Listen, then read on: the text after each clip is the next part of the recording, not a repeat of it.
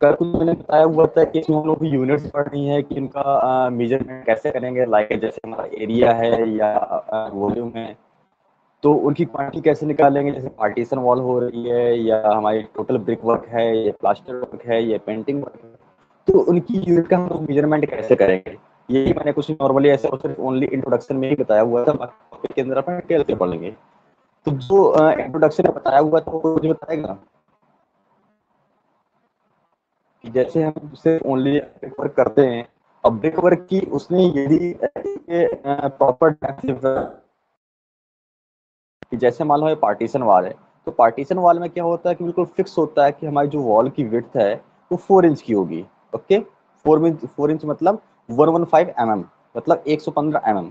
यदि उसने partition wall नहीं बोला हुआ है, पार्टीशन वॉल की जगह हमारा सीधा लोड बीरिंग वॉल है, मीन्स फुल वॉल है, तो उसकी जो हम लोग क्वांटिटी मेजरमेंट करेंगे, तो क्वांटिटी की उसकी यूनिट क्या होगी।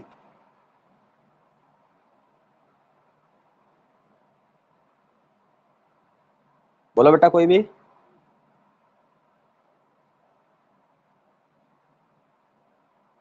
सर मीटर स्क्वायर में, ओ सॉरी, हाँ स्क्वायर मीटर में ही होगी सर। Cubic metre. बेटा मीटर 4 स्क्वायर इंच ये पार्टीशन वॉल मीटर की। में हम लोग तब करते हैं, हाँ, जब हमारी मतलब उसकी विड्थ या डेप्थ मतलब एक डायमेंशन होती है, उस कंडीशन में हम उसका जो मेजरमेंट करते हैं वो स्क्वायर मीटर या मीटर स्क्वायर करते हैं, ठीक। हाँ स्क्वायर मीटर लेकिन में। यदि हमारे तीन डायमेंशन में से कोई भी स्पेसिफाइड नहीं है, तब हम उसका मेजरमेंट क्यूबिक मीटर में करेंगे। क्यूबिक मीटर मतलब मीटर। ओके, सर आवाज बेटर होगा आवाज कि कट कट के मीटर आ रही सर। कह रहा हूँ, यदि जैसे हमारे 3 डायमेंशन है, 3 डायमेंशन में कोई भी डायमेंशन स्पेसिफाइड नहीं है, तो उसका जो मेजरमेंट करेंगे, मेजरमेंट हमारा उसका क्यूबिक मीटर में होगा। क्यूबिक मीटर बेटर होगा कि क्यूबिक मीटर को हम लोग मतलब क्यूबिक मीटर या घन मीटर बोले, उसे मीटर क्यूब ना बोले। सेम इसी प्रकार से यदि हमारा स्क्वायर मीटर है तो उसे स्क्वायर मीटर बोले, ना कि मीटर स्क्वायर।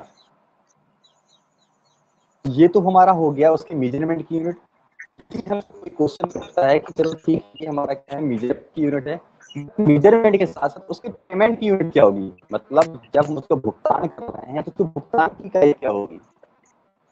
तो भुगतान की इकाई के लिए हमें कुछ भी नहीं करना, उसकी जो मेजरमेंट की उसके आगे मुझसे प्रति लगा देंगे, हिंदी वाले प्रति लगा देंगे, इंग्लिश वाले पर लगा देंगे। लाइक जैसे हमारी पार्टीशन वॉल है, पार्टीशन वॉल की जो हमारी मेजरमेंट की स्क्वायर मीटर, ओके, उसकी जो पेमेंट यूनिट होगी वो पर स्क्वायर मीटर हो जाएगी। इसी तरह से टोटल वर्क हो रहा है, उसमें कोई डायमेंशन स्पेसिफाइड नहीं है, ठीक, उनका निकालेंगे या मेजरमेंट करेंगे वो क्यूबिक मीटर में करेंगे। उसकी जो वॉइस क्लियर नहीं आ रही है।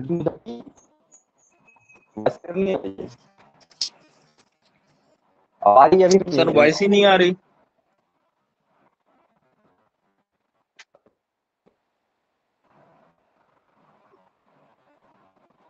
हेलो, हमारी वॉइस प्रॉब्लम है। नहीं सर।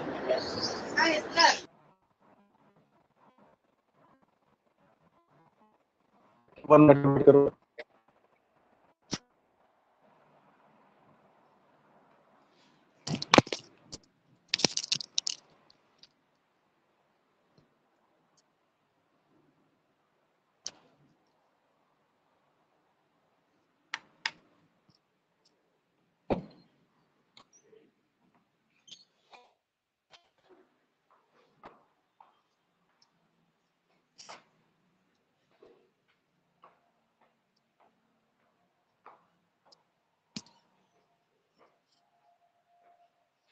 हमारी वॉइस,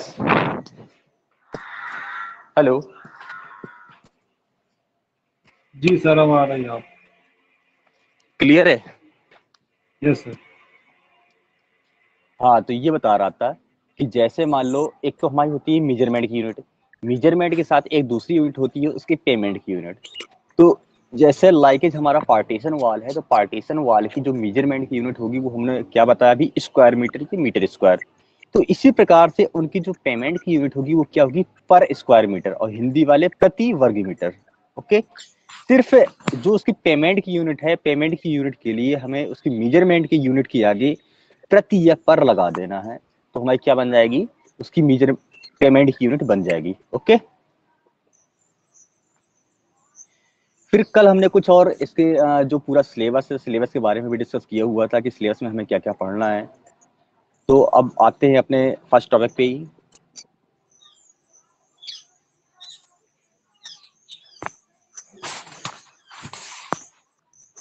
मेरी स्क्रीन शो कर रही है? Yes sir. हाँ, तो हमारा जो सबसे पहला टॉपिक था वो था introduction to quantity surveying and its important duties of quantity surveyor. ये हमारे क्वांटिटी सर्वेइंग क्या है और वहाँ पे जो क्वांटिटी सर्वेयर होता है उसके क्या कर्तव्य होते हैं, उसकी क्या ड्यूटी है। फिर इसके बाद नेक्स्ट हमारा था टाइप्स ऑफ एस्टीमेट, कि हमें कौन कौन से टाइप्स हमारे हैं, जैसे प्रीलिमिनरी है, डिटेल्ड एस्टीमेट है। अब प्रीलिमिनरी का मतलब होता है प्रारंभिक एस्टीमेट या प्रारंभिक प्राकलन, और डिटेल्ड का मीन्स होता है विस्तृत प्राकलन। प्रारंभिक प्राकलन का मतलब क्या होता है कि मतलब उसका जो मतलब कि प्रॉपर रेट है, पूरा प्रॉपर रेट ना मिला हो और पूरी प्रॉपर ड्राइंग शीट ना हो, सिर्फ ओनली एक एक्सपेक्टेड लागत ज्ञात करना, ओनली एक्सपेक्टेड लागत उसकी ज्ञात करना, ये हमारा किस में आएगा, प्रीलिमिनरी में आएगा। और डिटेल्ड का मतलब क्या होता है कि उसकी हमें पूरी डिटेल हमारे पास प्राप्त होना कि हाँ इसमें इतना मटेरियल लगा हुआ है, इतना इतना मैन पावर लगा हुआ है। ये सब ज्ञात होने के बाद जो हम लोग एस्टीमेट बनाते हैं उसे हम लोग क्या बोलते हैं, डिटेल्ड एस्टीमेट। ओके,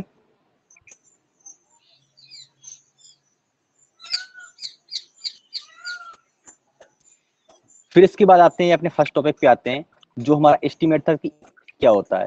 तो एस्टीमेट जैसा कल बताया हुआ था कि मतलब कि किसी भी भवन, किसी भी संरचना को निर्माण करने से पहले उसकी अनुमानित लागत ज्ञात करना, ये हमारा क्या कहलाता है, एस्टीमेट या एस्टिमेशन कहलाता है।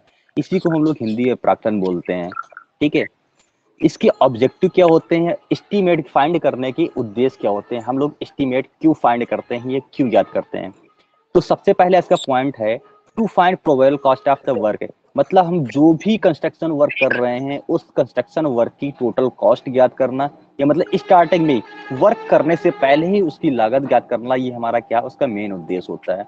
दूसरा, उसकी लागत के साथ साथ उसमें कितना मैन पावर का यूज होगा, मैन पावर के साथ साथ कितना मटेरियल का हमें यूज करना है, उन सबको फाइंड करना हमारा क्या है, इसका मेन उद्देश्य है।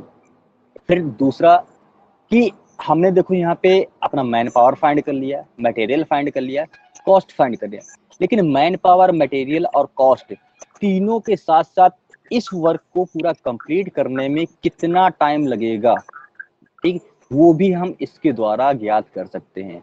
सीएमईडी के फर्स्ट टॉपिक में शायद तुम लोगों ने ही पढ़ा होगा स्टार्टिंग में कि जो एक्टिविटी वगैरह होती हैं कि सीएमईडी कितना पढ़ा हुआ अभी तक? हेलो, जी सर।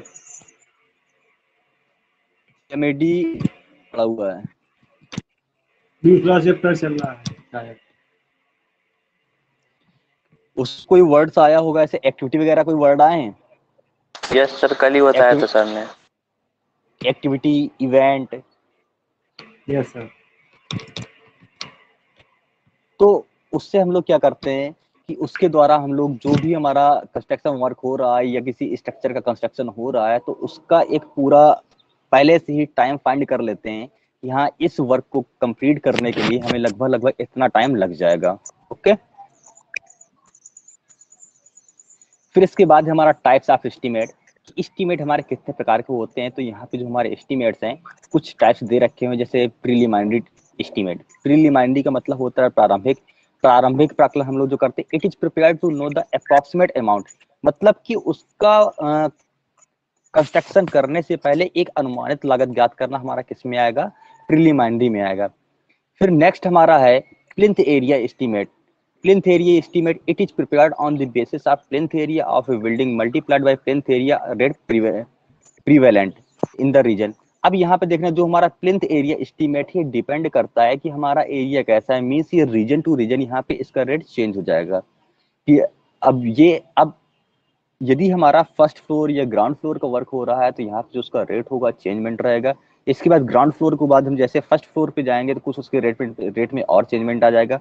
फर्स्ट फ्लोर के बाद सेकंड फ्लोर जाएंगे तो रेट में और चेंजमेंट आ जाएगा। मतलब कि यहाँ पे जो हमारा प्लेन्थ एरिया का, अब जो हम लोग इसे डिसाइड करेंगे, अब यहाँ प्लेन्थ एरिया एस्टीमेट तो है, तो प्लेन्थ एरिया के अकॉर्डिंग हमने बना लिया, लेकिन उसको जो रेट डिसाइड करेंगे वो रेट इसी अकॉर्डिंग से डिसाइड होगा कि वहाँ पे जो टोटल प्लेन्थ एरिया है, प्लेन्थ एरिया का पर एरिया का वहाँ पे रेट कितना दे रखा हुआ, उस रेट से इसमें मल्टीप्लाई करवा देंगे, टोटल कॉस्ट उसकी हमारी फाइंड हो जाएगी।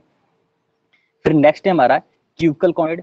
This estimate is work out on the basis of cubical content of the proposed building to be constructed and then applied it is rate per cubic meter। यहाँ पे जो हमारा होता है तो उसमें मतलब जो हमारा शेड्यूल है CPWD के द्वारा जो भी डिसाइड किया जाता है, उस शेड्यूल में दिया रहता है कि यदि पर क्यूबिक मीटर वर्क हो रहा है तो क्यूबिक मीटर का रेट लगभग इतना होगा, उसी के अकॉर्डिंग ही हम लोग डिसाइड करते हैं कि यहाँ इसका रेट ये हो जाएगा। अब यहाँ पे हम क्यूबिक मीटर से उसकी क्वांटिटी निकाल लेते हैं, क्वांटिटी निकालने के बाद में उसमें जो उसका रेट है, रेट का मल्टीप्लाई करवा देते हैं और इसमें टोटल कॉस्ट निकल आती है। लेकिन जो हमारा प्लेन्थ एरिया था, प्लेन्थ एरिया में क्या करते थे, उसका प्लेन्थ एरिया निकालते थे और एरिया निकालने के बाद उसमें रेट का मल्टीप्लाई करवाते थे। जब रेट का हम उसमें मल्टीप्लाई करवा देते तो उसका कॉस्ट निकल आता था। लेकिन यहाँ पे क्या क्यूबिकल है, क्यूबिक मीन्स उसका पूरा वॉल्यूम निकालना है। जब पूरा वॉल्यूम निकालना होगा तो वॉल्यूम निकालने के बाद उसमें रेट का मल्टीप्लाई करवाएंगे, तब हमारा इस मेथड से हम लोग एस्टिमेशन कर पाएंगे। फिर नेक्स्ट है हमारा डिटेल्ड एस्टीमेट। डिटेल्ड एस्टीमेट को हम लोग आइटम रेट एस्टीमेट ही बोलते हैं। डिटेल्ड एस्टीमेट मतलब विस्तृत प्राकलन। विस्तृत प्राकलन का मतलब क्या, अभी तक हम लोग सिर्फ कर रहे थे प्रारंभिक प्राकलन। प्रारंभिक प्राकलन में हमारे पास न तो ड्राइंग शीट थी, ना ही उस साइड पे हमें जो मैन पावर मिल रहा है, मैन पावर का प्रॉपर रेट क्या है, वो भी हमारे पास कुछ भी नहीं था। मेरी वॉइस आ रही है? हेलो जी सर। यस सर, आ रही है। तो हाँ, तो उस साइड पे हमें जो मैन पावर मिल रहा था, मैन पावर का रेट कितना है, मेसन का रेट कितना है, लेबर का रेट कितना है, जो मशीनरी हम लोग यूज कर रहे हैं उन मशीनरी का रेट कितना है, वो हमें कुछ भी नहीं मालूम था। एक हमने सिर्फ अपना एक अप्रॉक्सीमेट लिया हुआ था कि हाँ लगभग हमें इतने में लेबर मिल जाएगा, इतने का हमारा मटेरियल होगा, इतने की हमें मशीनरी होगी, और उन सबको ऐड करके हमने क्या किया था, अपना प्रारंभिक प्राकलन कर लिया था, मतलब प्रीलिमिनरी एस्टीमेट निकाल लिया था। लेकिन यहाँ पे प्रीलिमिनरी के साथ साथ क्या है, यहाँ पे डिटेल्ड एस्टीमेट। डिटेल्ड एस्टीमेट का मतलब क्या है कि यहाँ पे तुम प्रत्येक जो भी तुम आइटम से जो भी पर्टिकुलर्स यूज कर रहे हो, प्रत्येक की तुम विस्तृत जानकारी होगी। यदि तुम सैंड यूज कर रहे हो तो सैंड का ये रेट है, यदि ब्रिक यूज कर रहे हो तो ब्रिक्स का तुम्हारा ये रेट है, यदि सीमेंट यूज कर रहे हो तो सीमेंट का तुम्हारा ये रेट है। मतलब सबका बिल्कुल एक डिटेल्ड एस्टीमेट तुम्हारे पास प्राप्त होगा कि यहाँ पे हाँ, यदि तुम जैसे लाइक अपने उरईस पे ही कोई कंस्ट्रक्शन वर्क करवा रहे हो तो उसकी पूरी डिटेल तुम्हारे पास होगी। CPWD के द्वारा तुम्हें पूरा यहाँ पर रेट ऑफ शेड्यूल मिला होगा। रेट ऑफ शेड्यूल में तुम्हें ये लिखा होगा कि हाँ यहाँ पे जो लेबर का कॉस्ट है, लेबर का कॉस्ट तुम्हारा ये होगा, मेसन का कॉस्ट तुम्हारा ये होगा, मशीनरी का कॉस्ट तुम्हारा ये होगा। इसी प्रकार से सभी जब उसमें मिल जाएंगे तो उन सबको कंसीडर करते हुए जब हम टोटल एस्टीमेट निकालेंगे, उस एस्टीमेट को हम लोग क्या बोलते हैं, आइटम रेट एस्टीमेट या डिटेल्ड एस्टीमेट। ओके। फिर इसके बाद में कुछ हमारा होता है, जैसे जब हम लोग एस्टीमेट बना लेते हैं, अब एस्टीमेट में अब देखो तुम लोग क्या हो, एक इंजीनियर हो, ठीक है, दूसरा वर्क करवाने वाला कोई ना कोई कॉन्ट्रैक्टर होगा। तो इतना याद रखो कि जब भी हम लोग एस्टीमेट बनाते हैं तो अपने उस एस्टीमेट में 10% कॉन्ट्रैक्टर के लिए ऐड करते हैं, ठीक, जो कि एक्स्ट्रा रहता है, लेकिन बट कॉन्ट्रैक्टर 10% के साथ कुछ और भी एक्स्ट्रा ले जाता है, ठीक, लेकिन फिर भी हम 10% उसके लिए एक्स्ट्रा वहां पे ऐड कर देते हैं कि हाँ ये कॉन्ट्रैक्टर के लिए है, ठीक। इसके बाद फिर हमारा next revise estimate. Revise estimate का मतलब क्या है कि मान लो जैसे हमारा ये भी 2021 चल रहा है, मतलब 2021 चल रहा है। 2021 में हमने कोई एक टेंडर निकाला, मान लो कि सपोज दैट हमारी जो गवर्नमेंट पॉलिटेक्निक की कोई एक नई बिल्डिंग बनी है गवर्नमेंट पॉलिटेक्निक में, ठीक, तो उस बिल्डिंग का हमने यहाँ पे टेंडर निकाल दिया कि हाँ इसका 2000 करोड़ का प्रोजेक्ट है। अब लेकिन वो प्रोजेक्ट हमारा कंप्लीट होते होते हो सकता है कि 2021 से 2031 तक पहुंच जाए, मतलब 31 तक पहुंच जाए, मतलब 10 ईयर्स का टेन्योर हो जाए। जब 10 ईयर्स का टेन्योर हो जाएगा तो अब ये बताइए इस समय जो हमारा सीमेंट का एक बैग आता है उसका जो रेट है अप्रॉक्स वही करिए 400 के आसपास है। लेकिन क्या आफ्टर 10 ईयर क्या वो 400 का ही रहेगा? उसके रेट में बहुत सारा चेंजमेंट आ जाएगा। इस समय जो हम लोगों को ब्रिक्स प्राप्त हो रहे हैं, यानी ईंटें मिल रहे हैं, ईंट का इस समय जो रेट है अप्रॉक्स वही करीब 5 रुपीज पर ब्रिक्स है, ठीक। लेकिन 10 साल बाद क्या 5 रुपए पर प्रति ब्रिक ही हमें मिलेगा? इम्पॉसिबल है।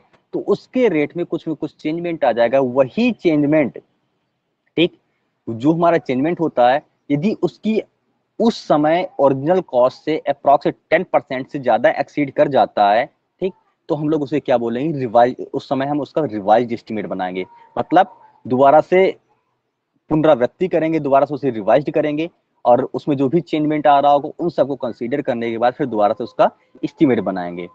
फिर नेक्स्ट है हमारा सप्लीमेंट्री एस्टिमेट। सप्लीमेंट्री एस्टिमेट क्या होता है? This is a fresh detailed estimate of the additional work in addition to the reason one in prepared and additional work is required to supplement original work. Means supplementary estimate का मतलब क्या होता है कि जैसे मान लीजिए आज मैंने तुम्हें बोला कि नहीं सिर्फ इस बिल्डिंग में सिर्फ ओनली बड़े बड़े हॉल ही बनाने हैं तुम्हें, ठीक, लेकिन फिर आफ्टर 1 मंथ या आफ्टर 1 ईयर, ठीक, फिर मैंने उससे तुम्हें बोल दिया कि नहीं बड़े हॉल के बीच में हमें एक पार्टीशन वॉल भी सब में देनी थी, पार्टीशन वॉल के साथ साथ कुछ और भी एक्स्ट्रा उसमें वर्क करना था। जब उसमें एक्स्ट्रा वर्क होगा, ठीक, मतलब जो उसका मेन ओरिजिनल वर्क था, जो स्टार्टिंग में सबसे पहले हमारे टेंडर में एक डिसाइड हुआ था कि हमें सिर्फ ओनली बड़े बड़े पार्ट मतलब बड़े बड़े हॉल ही बनाने हैं, लेकिन अब क्या हो गया कि उनके बीच में छोटे छोटे पार्टीशन भी करने हैं, तो वो एक एक्स्ट्रा वर्क आ गया। जब एक्स्ट्रा वर्क आ गया तो उस समय जो हम लोग एस्टीमेट बनाएंगे उससे हम लोग क्या बोलेंगे, सप्लीमेंट्री एस्टीमेट बोलेंगे। फिर नेक्स्ट है हमारा रिपेयर एंड मेंटेनेंस एस्टीमेट। अब आप लोग सब लोग ये भी जानते हैं कि जब हमारा कोई भी बिल्डिंग हो, बिल्डिंग कंस्ट्रक्शन होने के बाद उसे 1 से 1.5 साल, मतलब जब हमारा कंस्ट्रक्शन हो रहा है, कंस्ट्रक्शन होने के जैसे हमारा कंप्लीट हो जाता है, कंप्लीट होने के 5 to 10 ईयर्स तो हमें कोई भी मेंटेनेंस नहीं करवाया हो, उसमें कोई भी रिपेयरिंग नहीं करवानी होगी, सिर्फ उसका मेंटेनेंस ही जरूरत होगा, ठीक। लेकिन अब यदि हमारा रिपेयर या मेंटेनेंस हो रहा है तो उसके लिए कुछ ना कुछ कॉस्ट चाहिए। तो जो हमारा उसमें कॉस्ट आएगा, तो उस बिल्डिंग की जो भी टोटल लागत है, मतलब उस प्रोजेक्ट का जो भी टोटल कॉस्ट था, उस टोटल कॉस्ट का हमारा कितना होगा, अप्रॉक्स 1.5% होगा। जो हमारा सर जी रिपेयर एंड इस समय ये वाला एस्टिमेट बनाते बोलो कब है सर रिपेयर वाला? बेटा, जैसे इस समय अपनी जो कॉलेज की बिल्डिंग है, ठीक, कहीं से देखते हो कहीं क्रैक्स हैं, कहीं पेंटिंग होनी है, कहीं प्लास्टर टूट गया है और कहीं टाइल्स हाँ। लगने हैं, तो ये क्या हो रहा है, ये टोटल हमारा रिपेयरिंग का वर्क हो रहा है। तो इस समय जो रिपेयरिंग का वर्क हो रहा है, तो इसके लिए हमारा जो एस्टीमेट बनेगा रिपेयर एंड मेंटेनेंस वाला ही एस्टीमेट बनेगा। इसके लिए पूरा प्रॉपर एस्टीमेट नहीं बनेगा, क्योंकि पूरा प्रॉपर एस्टीमेट हमारा तब बनता है कि जब हमारा उस बिल्डिंग का टेंडर हो रहा होता है। Okay sir. और उसका जो हम कॉस्ट, उसकी जो हम एक कॉस्ट डिसाइड करेंगे, तो कॉस्ट कैसे डिसाइड करेंगे, उसकी जो टोटल लागत थी, मतलब स्टार्टिंग में जब हमने प्रोजेक्ट कंप्लीट किया हुआ था, जो उसका टोटल कॉस्ट आया हुआ था, टोटल कॉस्ट का 1.5 से 2% हम लोग डिसाइड कर देंगे कि ये हमारा क्या हुआ, रिपेयर एंड मेंटेनेंस कॉस्ट हुआ।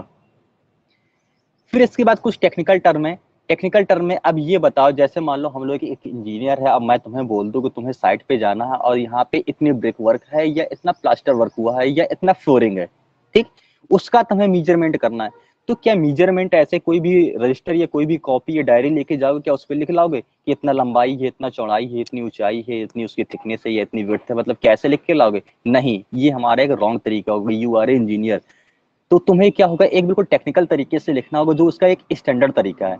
तो स्टैंडर्ड तरीके के लिए हम लोग क्या बनाते हैं, इसकी एक एमबी बनाते हैं। एमबी का फुल फॉर्म होता है मेजरमेंट बुक। प्रत्येक कंस्ट्रक्शन वर्क की एक एमबी होती है। एमबी में उसकी एक्चुअल डायमेंशन जो उस समय है वो बिल्कुल उसमें नोट होती है। यदि तुम्हें अभी किसी भी बिल्डिंग की चाहिए, लाइक है यदि अपने पॉलिटेक्निक की भी तुम्हें एमबी चाहिए, तो यदि कोशिश करोगे तुम्हें पॉलिटेक्निक की भी एमबी मिल जाएगी। एमबी का मतलब होता है मेजरमेंट बुक, मतलब वहां पे जेई और जेई ने जो भी मेजरमेंट किया हुआ है वो भी उसे अप्रूवल कौन देगा, वहां जो हमारा एई होगा, मींस असिस्टेंट इंजीनियर होगा, वो उसे अप्रूवल देगा कि हाँ तुमने जो भी डायमेंशन ये मेजरमेंट किया हुआ वो राइट है। मीन जैसे 2 मीटर बाय 3 मीटर का रूम है, तो 2 मीटर बाय 3 मीटर, ये 2 मीटर मान लो उसकी विड्थ हो गई है, 3 मीटर उसकी क्या हो गई, लेंथ हो गई, ठीक। तो उसकी हम पूरी एक प्रॉपर तरीके से पूरी एक टेबल बनाएंगे कि सबसे पहले हमारा क्या ब्रेक है, तो मतलब जो हमारा आइटम्स है या पर्टिकुलर्स है वो पर्टिकुलर्स लिखेंगे, फिर इसके बाद उसमें नंबर लिख देंगे कि हो सकता है कि 2 मीटर की 2 वॉल्स हो, 3 मीटर की 2 वॉल्स हो, तो वहां पे नंबर आ गया। फिर इसके बाद हमारा क्या हो जाएगा कि एलबीएच आ जाएगा, मीन्स लेंथ आ जाएगी, फिर विड्थ आ जाएगी, फिर हाइट आएगी। तो जो हमारा एलबीएच होता है, एलबीएच का एक सीक्वेंस रहता है, कोई भी बीएचएल नहीं करेगा ना एलबीएच करेगा, मतलब कि ना ही, मतलब कि जो एलबीएच का सीक्वेंस है तो एलबीएच ही रहेगा, ना कोई बी पहले करेगा ना ही कोई पहले एच करेगा। मीन्स पहले लेंथ, लेंथ के बाद फिर विड्थ, विड्थ के बाद फिर हाइट, तीनों के अलग अलग कॉलम हो गए। लेंथ, विड्थ और हाइट के कॉलम के बाद हमारा फिर कॉलम होगा क्वांटिटी का, ठीक। क्वांटिटी कैसे निकालेंगे? अब मान लो जब हमने टोटल ब्रिक वर्क किया हुआ है, या ब्रिक वर्क की जगह हमने कंक्रीटिंग वर्क किया हुआ है, हमें लेंथ भी मालूम है, विड्थ भी मालूम है, उसकी हाइट या डेप्थ भी मालूम है, तो वहां पे हम लोग क्या करते हैं, उस कॉलम पे हाइट ऑब्लिक डेप्थ दोनों इंडिकेट कर देते हैं। क्यों इंडिकेट कर देते हैं? क्योंकि देखो हाइट और डेप्थ लगभग लगभग दोनों सेम है, बट ये देखा जाए तो दोनों में डिफरेंस है। दोनों डिफरेंस क्यों है? यदि हम लोग ग्राउंड लेवल से नीचे का मेजरमेंट करते हैं तो हमारा डेप्थ में कंसीडर होता है, यदि ग्राउंड लेवल से ऊपर का हम लोग मेजरमेंट करते हैं तो हमारा हाइट पे कंसीडर होता है। ओके, तो उसके लिए हम लोग क्या करते हैं, एमबी बनाते हैं, फिर यहाँ पे standard measurement book, check measurement book, सब उसी से रिलेटेड है।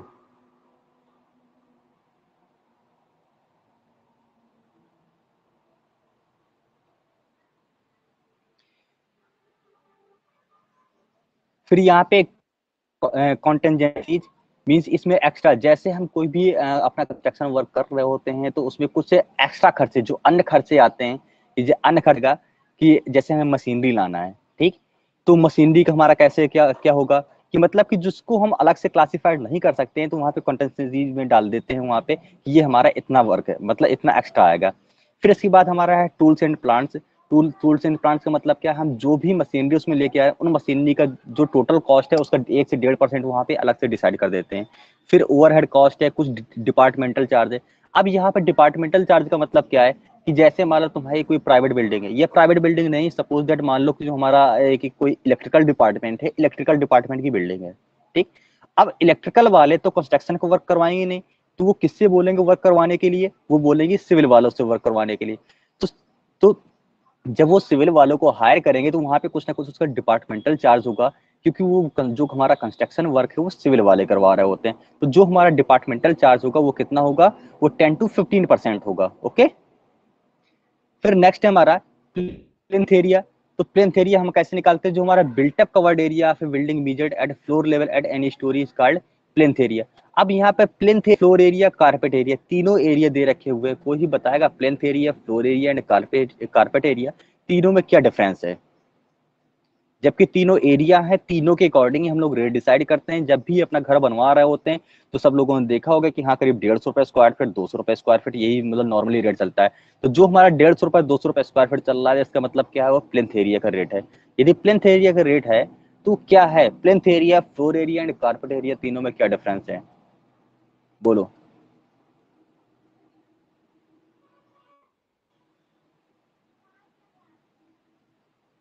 Plinth area, floor area and carpet area तीनों में क्या डिफरेंस है, tell me.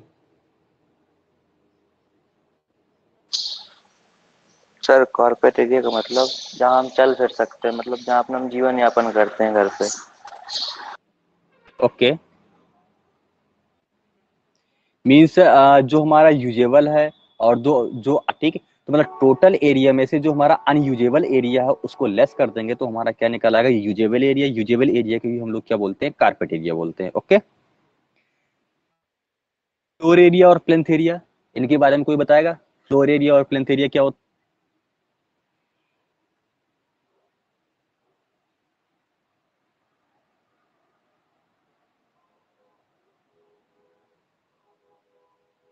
Tell me about something, what is plinth area and floor area. जो प्लॉट का साइज है उसके ऊपर कंस्ट्रक्शन हो रहा है वो होता है प्लिंथ एरिया, और उसमें से अगर वॉल का एरिया माइनस कर दें तो आ जाएगा फ्लोर एरिया। और जहाँ पे ओके जैसे ओके, बिल्कुल बाथरूम हुआ, राइट। किचन हुआ, बाथरूम हुआ, किचन हुआ, इन सबको अगर माइनस कर देंगे तो आ जाता है, मतलब जहाँ पे हम कारपेट अप्लाई कर सकते हैं वो आ जाता है कारपेट एरिया। ओके, बिल्कुल राइट, ठीक। तो समझ में आ गया कि जो हमारा प्लिंथ एरिया है या है कारपेट एरिया है, ये तीनों हमारे क्या है। प्लिंथ एरिया का मतलब होता है कि उसका जो हमारा टोटल एरिया है, मीन्स प्लिंथ एरिया में हमारी जो वॉल है, वॉल की विड्थ है, या मतलब वॉल का भी एरिया हमारा वो भी कंसीडर रहेगा। लेकिन फ्लोर एरिया में क्या होता है कि हम जो हमारा वॉल है, वॉल की विड्थ है, उनको हम लोग क्या करते हैं, कंसीडर नहीं करते हैं, मतलब उनको वहां से माइनस कर देते हैं, ठीक। और कारपेट एरिया में क्या है कि कारपेट एरिया का मतलब होता है हमारा total area minus unusable area. जो भी अनयूजेबल मतलब अनुपयोगी क्षेत्रफल है उसको हम लोग उसमें लेस कर देंगे टोटल क्षेत्रफल में, तो हमारा क्या निकल आएगा, उसका कारपेट एरिया निकल आएगा, ठीक। फिर इसके बाद में हम जैसे वर्क करवा रहे थे, मीन्स अर्थ वर्क हमारा हो रहा है, तो अर्थ वर्क में एक वर्ड आता है लीड, दूसरा आता है लिफ्ट। तो लीड और लिफ्ट के बारे में कोई बताएगा कि what is lead and lift? Sir unusable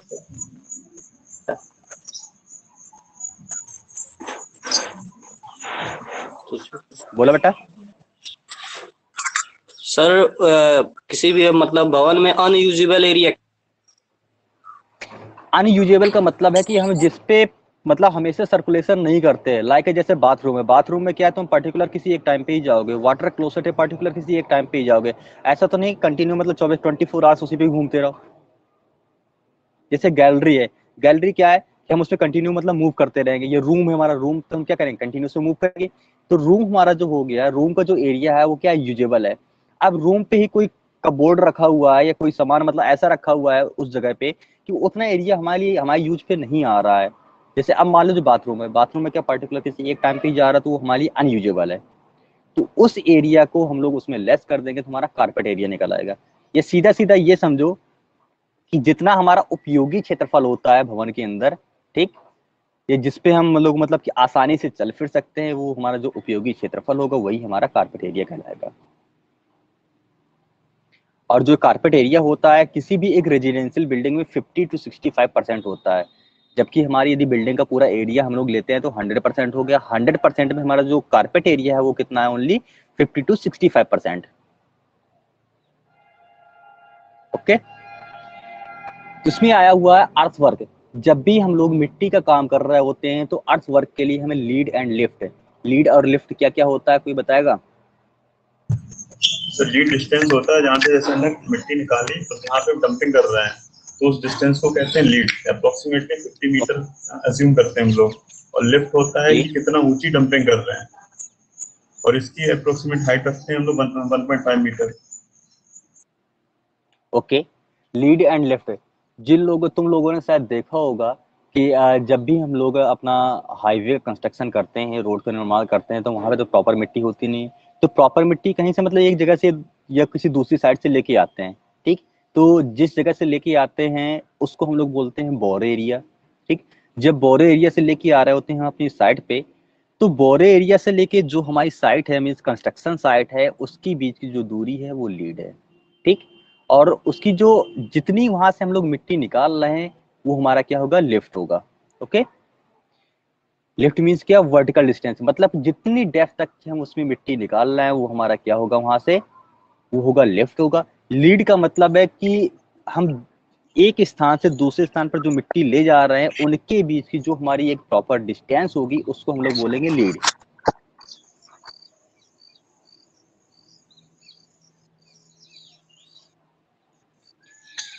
फिर इसके बाद में हमारे जो मेथड्स होते हैं, मेथड हम बाद में डिस्कस कर लेंगे। सबसे पहले जान लेते हैं कि हमारी जो मेजरमेंट की यूनिट है, तो मेजरमेंट की यूनिट क्या है। तो जैसे मान लो हम लोग अपना अर्थ वर्क कर रहे हैं, मीन्स मिट्टी का खुदाई कार्य कर रहे हैं। जब मिट्टी का खुदाई कार्य कर रहे हैं तो उसमें तीनों हमारी डायमेंशन होंगी, मीन्स एल भी होगा, बी भी होगा, एच होगा, ठीक, एच या डी, ठीक। तो जब लेंथ है, विड्थ है, हाइट या डेप्थ, मतलब तीनों डायमेंशन को हम लोग कंसीडर कर रहे हैं, तो जो उसकी यूनिट होगी वो यूनिट क्या होगी, क्यूबिक मीटर होगा। तो यूनिट ऑफ मेजरमेंट देखो मेरे स्क्रीन के सामने शेयर हो रही होगी, उस स्क्रीन में लिखा हुआ earth work in excavation ordinary soil including lift 1.5 metre and lead up to 30 metre include filling in trench, ठीक। हम लोग अब यहाँ पे देख रहा कि जो हमारा लिफ्ट है 1.5 मीटर है, लीड है 30 मीटर। यदि हमारा लीड 30 मीटर है, लिफ्ट 1.5 मीटर है, तो इसका कोई भी एक्स्ट्रा चार्ज पेवेबल नहीं होगा। जब हम लोग पूरा कॉस्टिंग करेंगे तो कॉस्टिंग में हमें ये सब ध्यान देना होगा कि कितनी से कितनी दूरी हो जाए तो हमें इसका एक्स्ट्रा चार्ज देना होगा। यदि मान लो हम वही अर्थ वर्क कर रहे हैं अपने बोरे एरिया से जो हमारी कंस्ट्रक्शन साइट है, यदि उनकी बीच की डिस्टेंस 30 मीटर से ज्यादा हो रही है तो उसका जो ट्रांसपोर्टेशन का चार्ज होगा वो हमें एक्स्ट्रा पे करना होगा। बट यदि उनके बीच की डिस्टेंस 30 मीटर से कम है, मीन्स जो हमारी लीड है वो 30 मीटर से कम है, तो हमें उसका जो ट्रांसपोर्टेशन का चार्ज है वो अलग से पे नहीं करना होगा। दूसरा है उनका जो लिफ्ट है, लिफ्ट हमारा क्या, यदि 1.5 मीटर तक है तो उसका कोई भी चार्ज पेबल नहीं होगा, यदि 1.5 मीटर से ज्यादा है तो हमें उसका अलग से चार्ज पे करना होगा। ओके, फिर नेक्स्ट इसी में सरफेस ड्रेसिंग एंड लेवलिंग। हमें सतह की सफाई करना है या उसे समतल करना है, इसकी जो मेजरमेंट की यूनिट होती है वो होती है स्क्वायर मीटर या वर्ग मीटर। लेकिन इनकी जो पेमेंट की यूनिट होती है, मैंने स्टार्टिंग में ही बताया हुआ था, इनकी जो पेमेंट की उसकी मेजरमेंट की यूनिट है, मेजरमेंट की यूनिट के आगे यदि हम पर या प्रति लगा देते हैं, हिंदी वाले प्रति लगाएंगे, इंग्लिश वाले पर लगाएंगे, ठीक, तो जो हमारी वो यूनिट हो जाएगी वो पेमेंट की यूनिट हो जाएगी, मीन्स यूनिट ऑफ पेमेंट हो जाएगा। देखो सामने इसमें शो भी कर रहा है सरफेस ड्रेसिंग एंड लेवलिंग, इसकी जो मेजरमेंट की यूनिट है वो तुम्हारे स्क्वायर मीटर है, लेकिन वहीं पे इसकी पेमेंट की जो यूनिट है वो पर स्क्वायर मीटर है। ओके, इसी प्रकार से jungle clearance including uprooting of vegetation grass shrubs saplings of घर 30 सेंटीमीटर, इसका जो है तो इसका हमारा स्क्वायर मीटर है। कटिंग ऑफ ट्रीज, वहीं पे यदि हम लोग पेड़ों को काट रहे हैं, पेड़ों की जो कटाई होगी वो नंबर में होगी, ठीक, क्योंकि पेड़ ना तो एरिया में काटे जाएंगे और ना ही क्यूबिक मीटर में काटे जाएंगे। फिर इसके बाद में लाइम कंक्रीट इन फाउंडेशन और फ्लोर्स। अब यहाँ पे देखना लाइम कंक्रीट इन फाउंडेशन और फ्लोर है, जब हम लोग अपना जो चूना कंक्रीट है, चूना कंक्रीट का यूज कर रहे हैं वो भी किसके, फ्लोरिंग में, मीन्स फर्श के निर्माण में, ठीक, और फाउंडेशन है मतलब न्यू के निर्माण में। यदि हम न्यू के और फर्श के निर्माण में चूना कंक्रीट का यूज कर रहे हैं और उसमें डायमेंशन कोई भी हमें स्पेसिफाइड नहीं है, तो हम लोग क्या करेंगे, उसकी जो क्वांटिटी लेंगे, मतलब उसकी जो मेजरमेंट करेंगे वो क्यूबिक मीटर में करेंगे। यदि वहीं पे कभी कभी क्या करता है, फ्लोरिंग वर्क पे वो एक डेप्थ स्पेसिफाइड कर देता है, जिसने वर्क करवाया होगा उसे मालूम होगा, या जनरली तुम लोगों ने देखा होगा कि पहले से डिसाइड होता है कि हाँ हमें मतलब कि जो उसकी थिकनेस रहेगी 4 इंच 3 इंच 5 इंच जो भी है, इतना एक स्पेसिफाइड डेप्थ होती है, जो उसकी ये डेप्थ स्पेसिफाइड है, तो इसके मतलब हम उसका जो मेजरमेंट करेंगे सिर्फ ओनली स्क्वायर मीटर में करेंगे। तो यहाँ पे ध्यान देने बात है, यदि ये क्वेश्चन है बोल देता है कि उसकी डेप्थ स्पेसिफाइड है या उसकी कोई भी एक डायमेंशन स्पेसिफाइड है, तब उसकी यूनिट हमारी स्क्वायर मीटर हो जाएगी, अदरवाइज उसकी यूनिट किस में रहेगी, क्यूबिक मीटर में रहेगी। ओके, फिर हमारा पीसीसी वर्क है। PCC work plane cement concreting का जो हमारा वर्क होता है, इसका भी सेम वही क्यूबिक मीटर है। आरसीसी है, इसका भी क्यूबिक मीटर है। फिर नेक्स्ट यहाँ पे हमारा आता है डीपीसी, ठीक, फिफ्थ वाला क्या होता है? जो क्या चीज, हेलो सर फिफ्थ वाला टर्पिंग ऑफ बंड्स, ये क्या होता है? टर्पिंग ऑफ बंड्स भी चेक करना पड़ेगा। ओके, फिर इसके बाद नेक्स्ट यहाँ पे सीमेंट कंक्रीटिंग फाउंडेशन है या लाइम कंक्रीटिंग रूफ ड्रेसिंग है या प्लेन सीमेंट कंक्रीट है। तो यहाँ पे जब प्लेन सीमेंट कंक्रीटिंग का हम लोग वर्क कर रहे हैं या आरसीसी का वर्क कर रहे हैं, तो इसकी जो यूनिट होगी वो क्यूबिक मीटर में होगी। लेकिन वहीं पे यदि हम लोग डीपीसी वर्क कर रहे हैं तो डीपीसी वर्क यूनिट होगी वो स्क्वायर मीटर में होगी। क्यों स्क्वायर मीटर में होगी, क्योंकि डीपीसी की एक जो हमारी डेप्थ होती है वो स्पेसिफाइड होती है। फिर नेक्स्ट है हमारा, यदि जैसे हम लोग अपना ब्रिक वर्क कर रहे हैं, ब्रिक वर्क में देखा होगा तुम लोगों ने, ये माइक कौन है, ऑफ कर लो माइक। ब्रिक वर्क में देखा होगा कभी कभी हम लोग उसकी पार्टीशन वॉल बनाते हैं, तो पार्टीशन वॉल में क्या है कि उसकी एक विड्थ स्पेसिफाइड है, इसलिए उसकी जो यूनिट हो जाएगी वो स्क्वायर मीटर में हो जाएगी। वहीं पे पार्टीशन वॉल में तुम लोगों ने देखे होंगे छोटे छोटे, मतलब उसमें की होल टाइप में रहते हैं, ठीक, जो जिसे हम लोग बोलते हैं जालीवत, तो उसका भी जो यूनिट होगा उसका भी स्क्वायर मीटर में होगा। लेकिन वहीं पे यदि हमारी जो 9 इंच की वॉल होती है वो वॉल बनी होती है, उसकी जो मेजरमेंट की यूनिट होगी वो हमारी किसमें होगी, क्यूबिक मीटर में होगी। जो जाली वाला बोला से हनी कॉम्ब ब्रिक वर्क भी कभी कभी बोल देते हैं। ओके, फिर पाइल ड्राइविंग है। पाइल ड्राइविंग हमारा मीटर पे होगा। ऑर्नामेंटल फिलर कैप है, ये भी मीटर में होगा। Random rubble masonry in mud mortar, ये तुम्हारा क्यूबिक मीटर होगा। एसलन मैसनरी, ये भी तुम्हारा क्यूबिक मीटर में होगा। फ्लोरिंग है। अब फ्लोरिंग यदि तुम्हारा आ रहा है तो उसमें यदि उसने डेप्थ को स्पेसिफाइड नहीं किया हुआ है तो क्यूबिक मीटर में होगा। यदि डेप्थ स्पेसिफाइड कर देगा तो फिर उसकी यूनिट तुम्हारी स्क्वायर मीटर में हो जाएगी। सेम इसी प्रकार से तुम्हारा सेंटरिंग एंड शटरिंग। अब जो हम लोग शटरिंग का वर्क करवाते हैं, अब शटरिंग का वर्क है तो उसकी जो यूनिट होती है उसकी स्क्वायर मीटर में होती है। तो यहाँ पे तो यदि उसकी यूनिट स्क्वायर मीटर में है तो उसके पेमेंट की जो यूनिट होगी वो प्रति स्क्वायर मीटर होगी। ओके, नेक्स्ट और यहाँ पे कुछ दे रखे हुए हैं, जैसे हमारा एक्सपेंशन और कंस्ट्रक्शन ज्वाइंट है तो उसका मीटर में होगा और जो उसकी पेमेंट की यूनिट होगी वो पर मीटर होगी।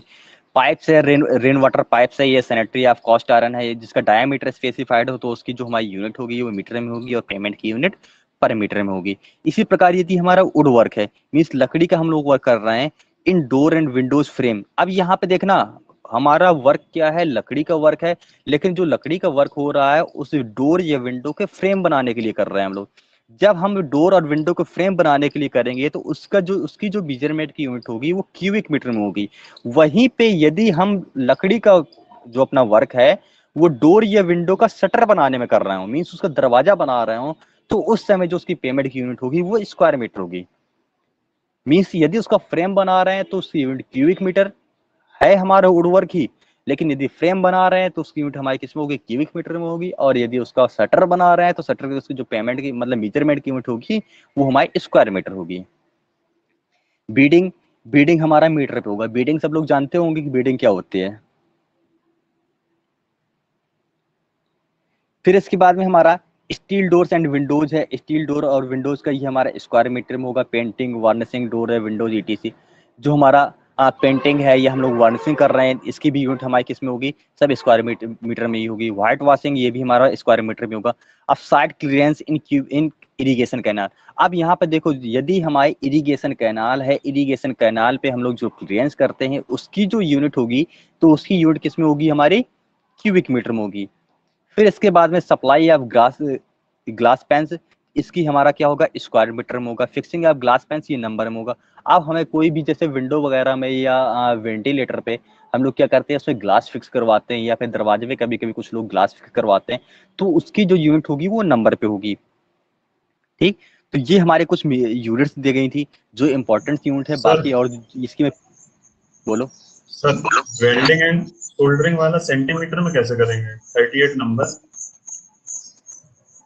Welding and soldering of plate. अब देखो, जो हम लोग वेल्डिंग करते हैं, वेल्डिंग में कोई एक डेप्थ हमारी स्पेसिफाइड नहीं होती, सिर्फ हमारी उसमें एक डायमेंशन स्पेसिफाइड होती है, क्योंकि उसमें सिर्फ लाइक जिसे हम बोलते हैं टाका लगाना, सिर्फ ऊपर से ही उसमें टाका लगाते हैं। ठीक, अब उसके अंदर तो फिल नहीं होगा, तो उसकी जो यूनिट हो जाएगी सेंटीमीटर, ये मीटर, ये एमएम। अभी जब तुम लोग उसमें पढ़ोगे, स्टील स्ट्रक्चर में पढ़ोगे, तो स्टील में जब हम लोग करते हैं मतलब उसमें वेल्डिंग करते हैं। अब देखो, रिफ्टिंग एक अलग बात होगी, वेल्डिंग करें तो वेल्डिंग सिर्फ ऊपर वाले पार्ट में करते हैं, मतलब सिर्फ उसकी एक डायमेंशन ही होती है। जब उसकी एक डायमेंशन वेल्डिंग लिखा हुआ है, वेल्डिंग करना, जब हम लोग वेल्डिंग करेंगे तो सिर्फ उसकी ओनली एक डायमेंशन होगी। यदि जब उसकी एक डायमेंशन है तो सेंटीमीटर या एमएम। ठीक, और इतनी बड़ी डायमेंशन नहीं होती है कि हम उसका मेजरमेंट मीटर में कर पाए, इसलिए उसने यूनिट यहाँ पे सेंटीमीटर लिखा हुआ है। इसको हम एमएम भी कर सकते हैं। सर वीडिंग क्या होती है? वीडिंग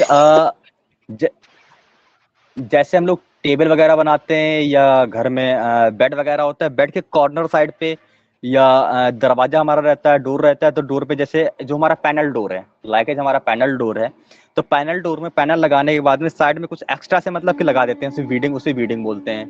या टेबल देखा है, टेबल में किनारे किनारे हम लोग लगा देते हैं, मीन्स एक पतली सी पट्टी टाइप में होती है, पतली सी स्ट्रिप टाइप में होती है, जिसको हम किनारे किनारे लगाते हैं, उसे बोलते हैं बीडिंग। जी सर। जैसे जैसे मान लो यहाँ पे हमारा क्या है, ये देखो, ये मान लो खिड़कियों में कोई लगा बेड टाइप देते में हैं, है। कांच ना निकले। हाँ, खिड़कियों में लगा देते हैं कि जिससे हमारा कांच बाहर निकल के ना आए। मान लो ये हमारा कोई बेड है, अब बेड पे क्या किया कि मतलब कि एक इसके ऊपर सिर्फ ओनली एक प्लेन प्लाईवुड पड़ा हुआ है। जब से प्लाई पड़ा हुआ है तो अब यहाँ पे क्या होगा, मतलब यहाँ पे जो सोने वाला इंसान होगा नीचे गिर जाएगा। ठीक, तो यहाँ पे क्या हल्की हल्की यहाँ पे ऐसी वीडिंग टाइप में एक पट्टी लगा देंगे, एक यहाँ लगा देंगे, एक यहाँ लगा, मतलब चारों तरफ से एक बिल्कुल हल्की सी, मतलब जो उसकी सिर्फ उसकी जो हम लोग मेजरमेंट करते हैं वो पर मीटर पे ही करते हैं, मतलब प्रति मीटर करते हैं, क्योंकि उसकी डेप्थ और विड्थ दोनों फिक्स होता है, और सिर्फ उसकी लेंथ होती है, जो लेंथ तुम्हें जिस लेंथ में मतलब कि प्रॉपर लेंथ में चाहिए उस प्रॉपर लेंथ में लेके वहां पे उसे फिक्स कर देते हैं, उसे हम लोग वीडिंग बोलते हैं। और बताओ कोई? जी सर। ठीक, तो इसकी कुछ यूनिट थी, और बाकी मैं इसकी पीडीएफ प्रोवाइड कर दूंगा, जो इसमें इंपॉर्टेंट यूनिट है वो यूनिट पढ़ लेना, क्योंकि एस्टीमेट में तुम्हारा क्या है कि तुम्हें सबसे पहला मतलब कुछ वर्क करने से पहले तुम्हें इसकी जो मेजरमेंट की यूनिट है, पेमेंट की यूनिट है, वो आना चाहिए कि हम लोग मेजरमेंट कैसे करते हैं। तुमने मेजरमेंट कर लिया, फिर इसके बाद एस्टिमेशन अपने आप से सीख जाओगे। एस्टिमेशन के कौन कौन से मेथड है वो भी आगे हम लोग पढ़ेंगे। फिर method of estimation of building work. जो हम लोग बिल्डिंग वर्क का एस्टिमेशन करते हैं, ठीक, जो हम लोग बिल्डिंग वर्क का एस्टिमेशन करते हैं, एस्टिमेशन के दो मेथड होते हैं। एक, जबकि जो कुछ एशियन की बुक हैं उसमें उसने 3 मेथड दे रखा हुआ है, ठीक, और जो स्टैंडर्ड बुक है उसमें उसने 2 मेथड दे रखा हुआ है। फर्स्ट मेथड हमारा होता है सेंटर लाइन मेथड, और जो सेकंड मेथड होता है हमारा शॉर्ट वॉल या long wall method. Short wall और या लॉन्ग वॉल मेथड को ही हम लोग in to in out to out method बोलते हैं। क्या बोलते हैं? जो हमारा शॉर्ट वॉल या लॉन्ग वॉल मेथड है उसको ही हम इन टू इन या आउट टू आउट मेथड बोलते हैं। जो हमारा सेंटर लाइन है, सेंटर लाइन को सेंटर देते हैं। इसके बाद शायद एशियन की बुक है या किसी बुक में मैंने देखा हुआ है, उसमें 3 मेथड दे रखे हैं। जो तीसरा मेथड है वो सेक्शनल मेथड है। ठीक, तो हमें जो मोस्टली जिन मेथड का हमें अध्ययन करना या जिनकी स्टडी करना है वो सिर्फ 2 ही मेथड है जो हमारे आजकल जा रहे हैं। ये कोई भी गवर्नमेंट वर्क हो या प्राइवेट वर्क हो, हम उसमें सिर्फ इन्हीं मेथड्स का ही यूज करते हैं, सेंटर लाइन मेथड या लॉन्ग वॉल या short wall method. Long wall short wall method को हम लोग आउट टू आउट या इन टू इन मेथड ही बोलते हैं। आउट टू आउट और in to in method. Out to out या इन टू इन मेथड का मतलब क्या होता है कि ये तो अंदर अंदर या बाहर बाहर। कैसे? जैसे मान लो यहाँ पे, मान लो सपोज दैट, एक मिनट रुकना,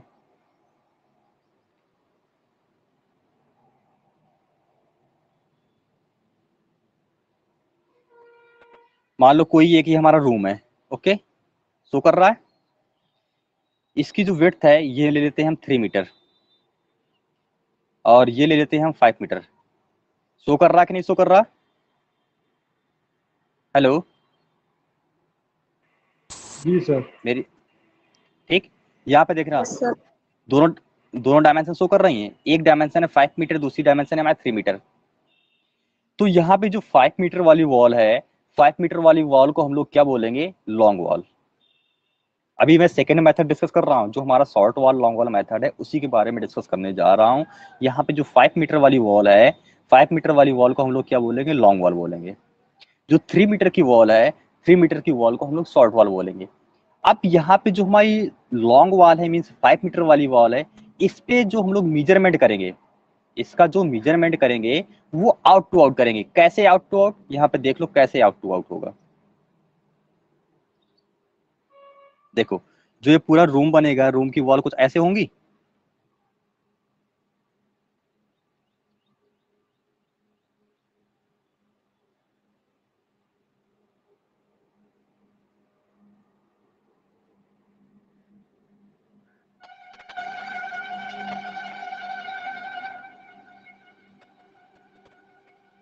देखो इधर पे जो हमारी लॉन्ग वॉल थी 5 मीटर वाली, वो जितना मैंने हाईलाइट किया हुआ है ये पूरा आउट टू आउट है, मतलब बाहर से लेके इधर तक।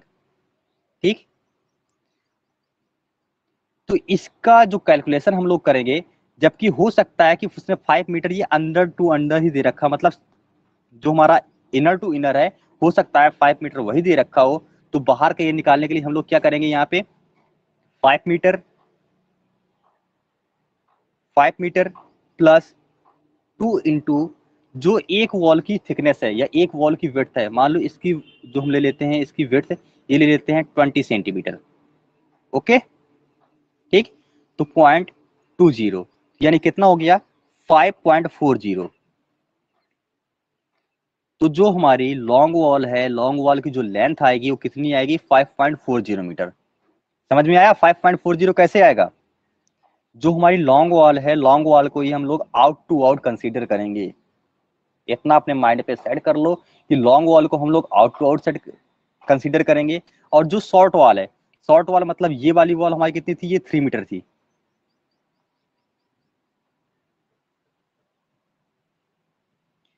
ये वॉल हमारी ये 3 मीटर थी। ठीक, तो इसकी जो डायमेंशन हम लोग कंसीडर करेंगे वो सिर्फ ओनली इन टू इन ही करेंगे। यानी यदि ये हमारा किसका है? ये था लॉन्ग वॉल के लिए। और जब हम लोग शॉर्ट वॉल के लिए करेंगे, शॉर्ट वॉल के लिए वो कितना हो जाएगा? ओनली इसकी डायमेंशन 3 मीटर। क्यों 3 मीटर हो जाएगा? क्योंकि इसको सिर्फ शॉर्ट वॉल को हम लोग इन टू इन कंसीडर करते हैं। शॉर्ट वॉल को इन टू इन, लॉन्ग वॉल को आउट टू आउट। मतलब यहाँ पे यदि हमारी लॉन्ग वॉल है तो इसको कैसे कंसीडर करेंगे? Out to out. और यदि शॉर्ट वॉल है, मीन्स छोटी दीवार है, तो इसको हम करेंगे इन टू इन। ओके, समझ में आया?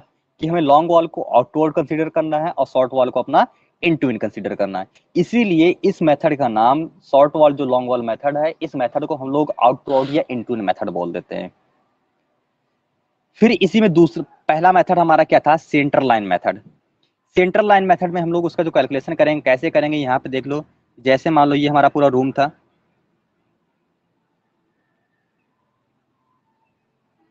ठीक। इसका जो रूम का जो अंदर का साइज है ये दे रखा है 5 मीटर, और इसकी जो विड्थ है वो दे रखा है 3 मीटर।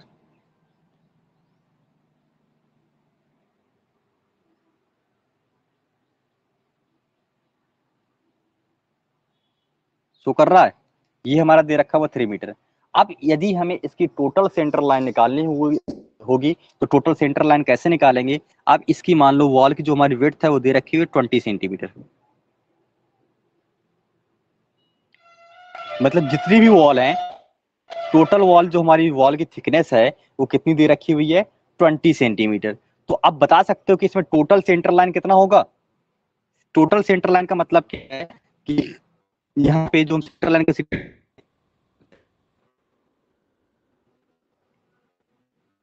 सर वॉइस चली गई आपकी। वॉइस चली गई, स्क्रीन शो हो रही है कि स्क्रीन भी शो नहीं आ गई सर। हाँ, तो स्क्रीन पे देखो, मैंने जहाँ पे डॉटेड लगाया हुआ है, डॉटेड का मतलब क्या है, ये हमारी टोटल सेंटर लाइन है। जब हम लोग इस सेंटर लाइन मेथड यूज करते हैं, उसमें हम लोग क्या करते हैं, सेंटर लाइन की लेंथ निकालते हैं। हमारा जो सेंटर लाइन मेथड होता है ये सबसे सिंपल मेथड होता है, बट थोड़ा लेस एक्यूरेट। जो सेंटर लाइन मेथड है सबसे सिंपल मेथड है लेकिन लेस एक्यूरेट है। और जो हमारा आउट टू आउट या इन टू इन, ये short wall long wall method है, ये प्योरली एक्यूरेट है, मतलब पूरी फुल्ली एक्यूरेट है, ठीक। लेकिन ये बहुत ज्यादा टाइम कंज्यूमिंग है, इसमें टाइम बहुत ज्यादा लगता है। तो इसकी देखो, यदि मैं इसे टोटल सेंटर लाइन निकालूंगा तो टोटल सेंटर लाइन कितनी हो जाएगी, ये कितना है, 5 मीटर, ठीक। 5 मीटर ये हो गया। अब 5 मीटर की कितनी वॉल हो गई, यहाँ पे 2 वॉल है, यानी 5 metre into 2 wall, plus 3 metre की कितनी वॉल है, 3 मीटर की भी 2 वॉल है, यानी 3 मीटर इंटू 2 वॉल, प्लस। अब यहाँ पे देखो, मैं सेंटर से सेंटर कंसीडर करना है, यानी सेंटर से सेंटर जब हम लोग करेंगे तो यहाँ कुछ पार्ट ये एक्स्ट्रा, ये वाला पार्ट यहाँ पे भी आ रहा है, यहाँ पे भी एक्स्ट्रा आ रहा है, यहाँ पे भी एक्स्ट्रा आ रहा है। कितना कितना एक्स्ट्रा आ रहा है। अब टोटल जो वॉल की थिकनेस है वो कितनी है, मतलब वॉल की जो मोटाई सेंटीमीटर, अब 20 सेंटीमीटर है, लेकिन हम लोग सिर्फ ओनली उसे सेंटर तक ही लिए जा रहे हैं। जब सेंटर तक लिए जा रहे हैं तो उसकी हाफ विड्थ कितनी हो जाएगी, हाफ डेप्थ कितनी हो जाएगी, 10 सेंटीमीटर। मतलब 0 इतनू इंटू कितनी बार हो गया तुम्हारा, देखो 1 और 3 और ये 4, यानी 4 कितना हो गया यहाँ पे, 10 प्लस 6 प्लस 0.40, यानी 16.40। समझ में आया। ये 16.40 हमारा टोटल सेंटर लाइन कैसे निकल के आई। हेलो, आ गया सर। ये सिर्फ तुम्हें आ गया, बाकी सबको आ गया। आ गया सर। ठीक, यदि इतना समझ में आ गया तो कोई भी एस्टिमेशन होगा, एस्टिमेशन आराम से इसका तुम सॉल्व कर निकाल लोगे, ठीक। यही दो मेथड है, इन्हीं दो मेथड का हमें यूज करना है कि जिसके द्वारा हमें एस्टिमेट फाइंड करना है। ये मेथड हमारा कौन सा था, सेंटर लाइन मेथड था। जो दूसरा मेथड था short wall long wall method था। ओके, जो हमारा सेंटर लाइन मेथड होता है बहुत सबसे सिंपल मेथड होता है, और जो short wall long wall method होता है थोड़ा सा टफ पड़ता है, लेकिन वो भी इजी होता है। ओके,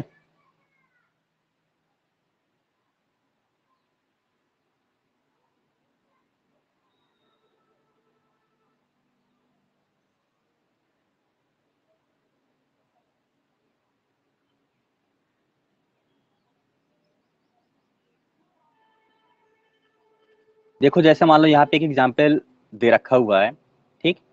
अब यहाँ पे एक डायग्राम दिख रहा होगा। इस डायग्राम पे देखो तुम्हें, जो कोई रूम बना हुआ है, ये वाला रूम है, मतलब यहाँ पे ये, ठीक। दिख रहा रूम, नहीं दिख रहा, इसकी जो दिख रहा है out to sir. Out dimension है, मींस ये वाली हमारी कितनी दे रखी है, ये 7 मीटर दे रखी है, ये 5 मीटर है, सेंटीमीटर में समझने से कोई भी, ठीक, ये 5 यहाँ पे मीटर पे, तो 5 मीटर तुम्हारा ये दे रखा हुआ है। मैं तुमसे पूछूं कि इसकी टोटल सेंटर लाइन कितनी होगी, तो बताओ मुझे इसकी टोटल सेंटर लाइन कितनी आएगी।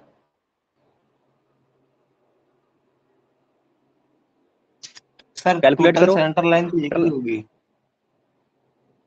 तो बेटा उसकी टोटल सेंटर लेंथ निकालनी है, लेंथ ऑफ सेंटर लाइन निकालनी है।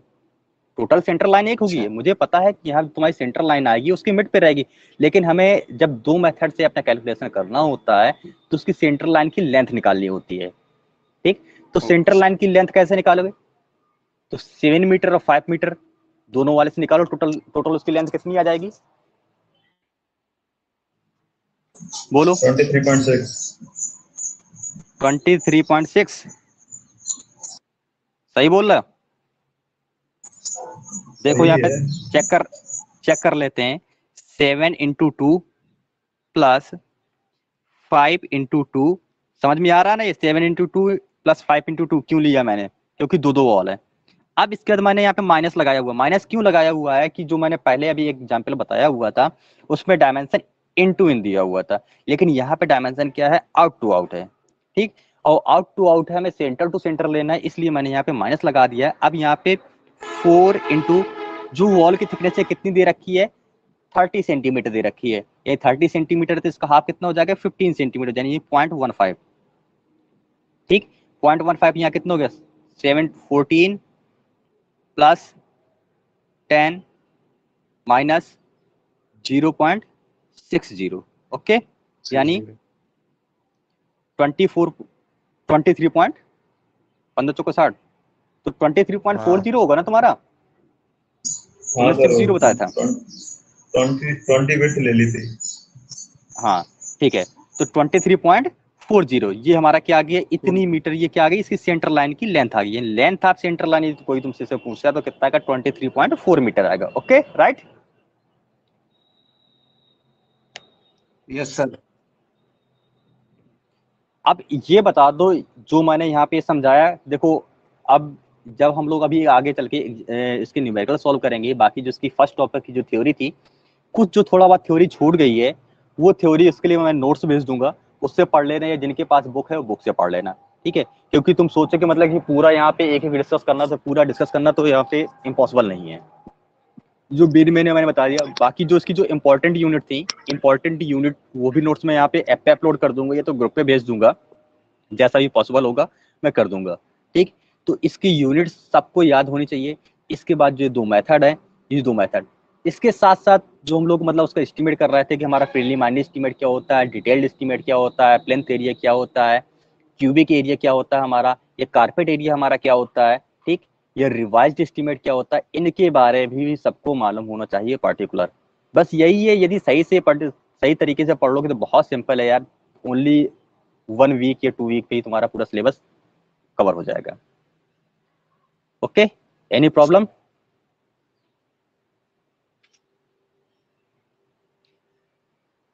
अभी तक जितना बताया हुआ है इसमें यदि किसी कोई कंफ्यूजन हो तो पूछ सकता है मुझसे।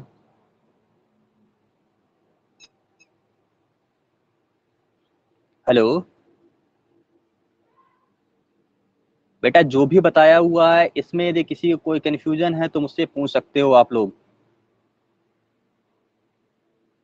Sir all clear. ओके तो ठीक है, अब नेक्स्ट मेरी क्लास है तो सेशन को यहीं पे क्लोज करते हैं। कल फिर सेम इसी टाइम पे मिलते हैं, और इसके मैं नोट्स आज अपलोड कर दूंगा ऐप पे, okay. Okay sir, thank you sir. Thank you.